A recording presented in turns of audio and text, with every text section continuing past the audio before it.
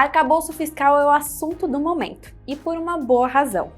No final de março, o ministro da Fazenda, Fernando Haddad, apresentou o tão esperado plano de âncora de gastos do governo do presidente Luiz Inácio Lula da Silva. O arcabouço determina a dinâmica entre receitas e despesas do governo e tem o objetivo de garantir a estabilidade das contas públicas. A proposta apresentada pelo governo combina mecanismos de controle de despesas com metas de resultado primário. Nesse vídeo eu vou te contar mais sobre a regra proposta e o que os especialistas estão achando, além de quais são os próximos passos para a sua implementação. Fica aqui com a gente!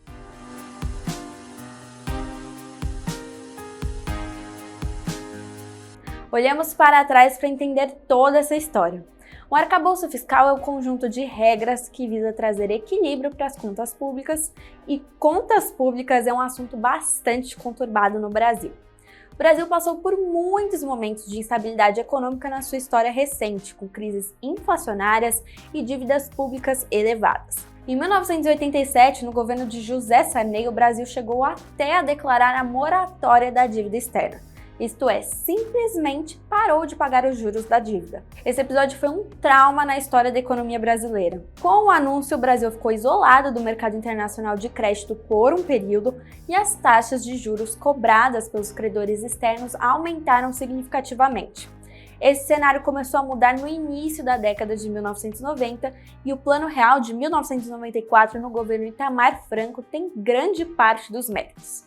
Ele foi essencial, inclusive, para a eleição de Fernando Henrique Cardoso à presidência da República naquele mesmo ano. Para além da criação da nova moeda em 1999, 3 medidas macroeconômicas foram implementadas pelo governo brasileiro com o objetivo de estabilizar a economia e promover o crescimento sustentável. O tripé macroeconômico, como foi chamado, era composto pela política de metas de inflação, pelo câmbio flutuante e superávit primário.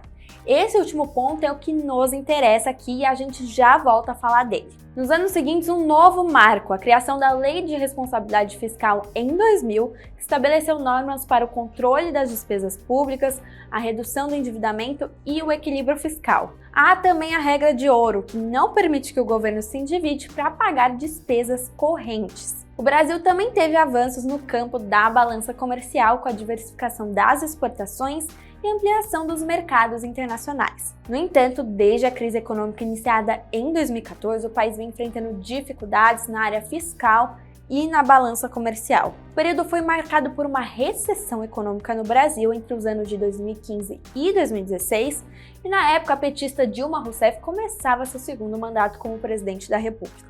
O segundo mandato de Dilma foi marcado por crises políticas e econômicas no país. Entre 2014 e 2016, o PIB per capita caiu 9%.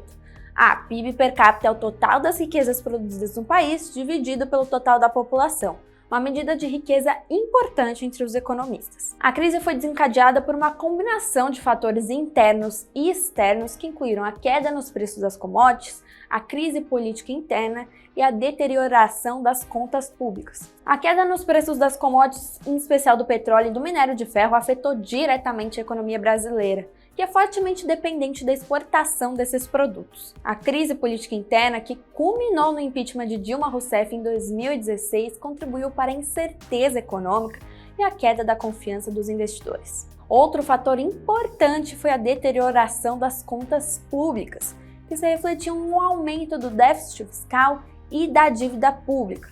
O governo, para tentar conter a crise, adotou uma série de planos, como o aumento de impostos, a redução de investimentos públicos e a adoção de medidas de austeridade fiscal. Em 2016, com Michel Temer no poder após o impeachment de Dilma, a criação de uma regra fiscal parecia inadiável. O teto de gastos foi então apresentado pelo ministro da Fazenda na época, Henrique Meirelles, como uma forma de reequilibrar as contas e controlar o aumento dos gastos públicos. A regra estabelecia que as despesas primárias do governo federal, ou seja, aquelas que não incluem os juros da dívida pública, não poderiam crescer acima da inflação do ano anterior pelos próximos 20 anos. O teto de gastos, de forma geral, foi aplaudido pelo mercado, mas se tornou alvo de fortes críticas da esquerda, que acusava a regra de congelar na prática os gastos públicos com saúde e educação. O fato é que a partir de 2017 a economia brasileira começou a se recuperar gradualmente com a adoção de reformas econômicas e a melhora do cenário externo. Em 2020, a pandemia de Covid-19 mudou tudo. Lockdowns e restrições foram instaurados, fronteiras foram fechadas e o governo precisou se adaptar.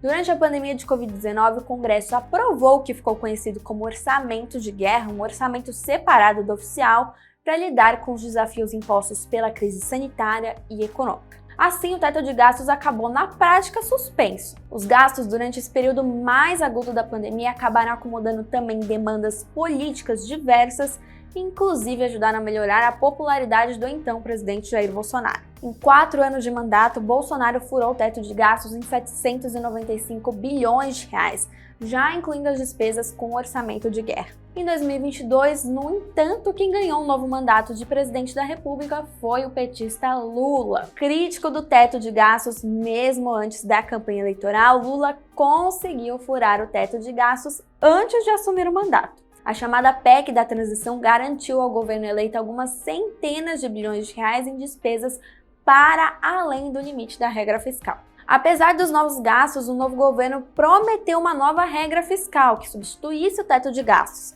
Assim, nós chegamos ao arcabouço fiscal. E no que consiste o arcabouço fiscal apresentado? Segundo o plano, os gastos públicos devem crescer de acordo com o comportamento da arrecadação do governo. Ou seja, quanto mais arrecadação, mais gastos serão permitidos. Para saber quanto vai poder gastar, antes o governo vai precisar saber quanto arrecadou nos 12 meses entre julho de um ano e julho do ano seguinte. Com esse número em mãos, basta comparar com o ano anterior para saber quanto a arrecadação cresceu. É aí que vem as regras para as despesas. Já desconsiderando a inflação, os gastos podem crescer entre 0,6% e 2,5% de um ano para o outro, que vai definir o crescimento da arrecadação. As despesas devem subir 70% do que subiu a receita. E se essa regra dos 70% significar um aumento real de mais de 2%? Só pode subir 2,5%, essa é a trava. E se houver queda na arrecadação? Ainda assim, as despesas sobem por no mínimo 0,6%.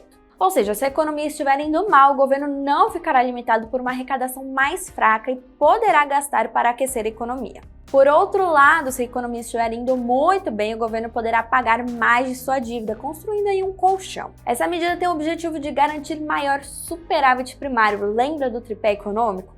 O resultado primário é a diferença entre a arrecadação e as despesas do governo, tirando dessa conta os juros da dívida pública.